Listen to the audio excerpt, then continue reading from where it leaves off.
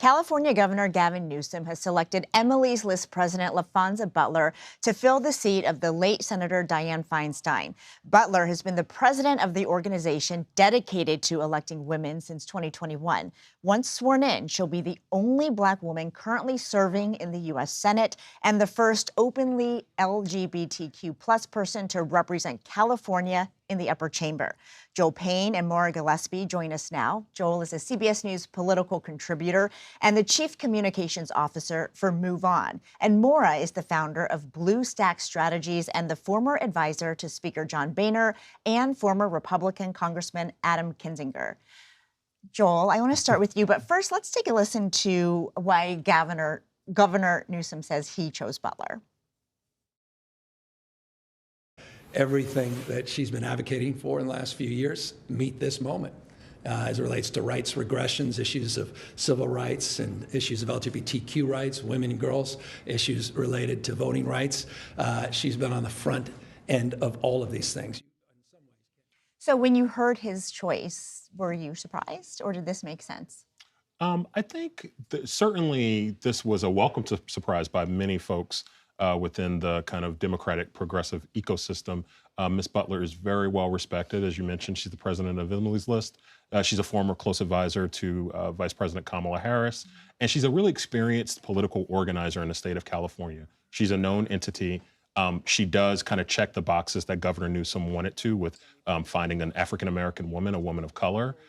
Also, without dipping his toe or kind of putting his thumb on the scale in the ongoing Senate primary where you have Barbara Lee, Adam Schiff, Katie Porter all competing. So this kind of allows him to do all those things at once. And I can tell you that one other thing that's really important to consider here is that this is a person who is very well regarded on the issue of abortion, obviously representing a group like Emily's List. So elevating that issue nationally is also something that checks a box for Governor Newsom as well. And Maura, I'm glad you brought that up because I was going to ask you about that issue of abortion. If you think this, speaks to what Democrats might be trying to do to really try to showcase that for 2024, and if you think it will be as big of an issue as it was in the midterms when we saw it really did play a role in voters' choices. It's going to continue to be an issue.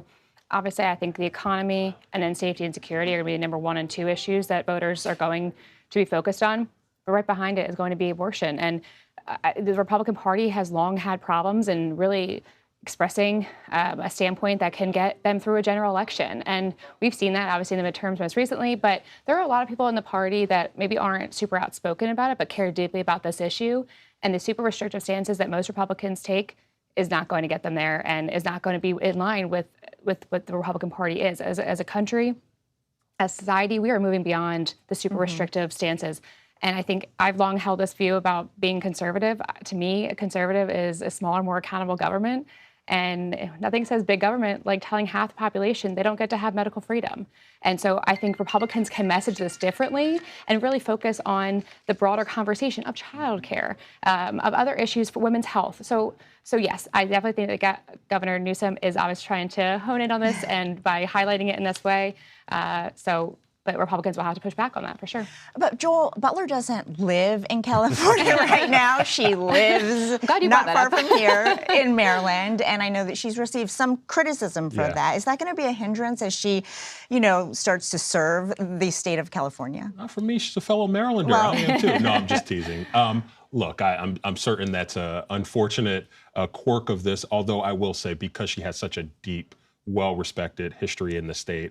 This is somebody who I think led the fight for $15 minimum wage in the state of California. She's a very well-known entity.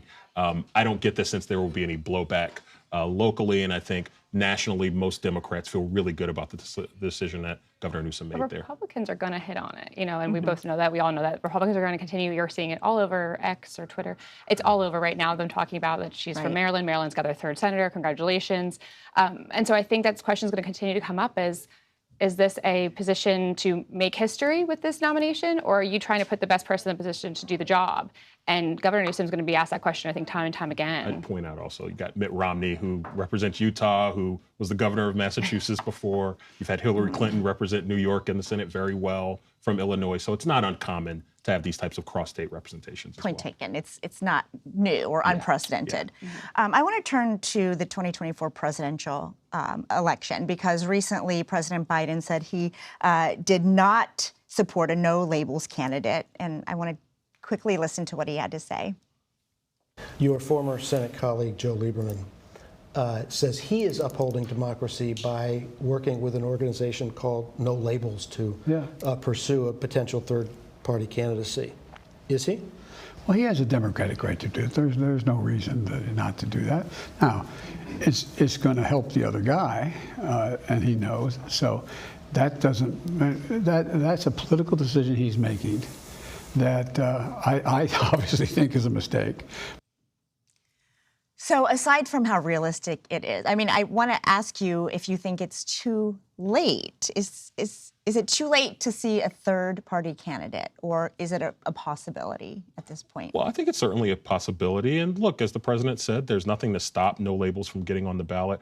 I represent Move On. Move On is very opposed to the No Labels bid, just for full disclosure. I think I would point out is, the president talked about Joe Lieberman there. You can go back 20 years to Joe Lieberman, who was on the Gore-Lieberman ticket, where Ralph Nader swung the election to George W. Bush. And I'm sure you're going to hear a lot of Democrats reminding Joe Lieberman and his supporters at No Labels of that. And Maura, do you agree with the president that it could help the GOP?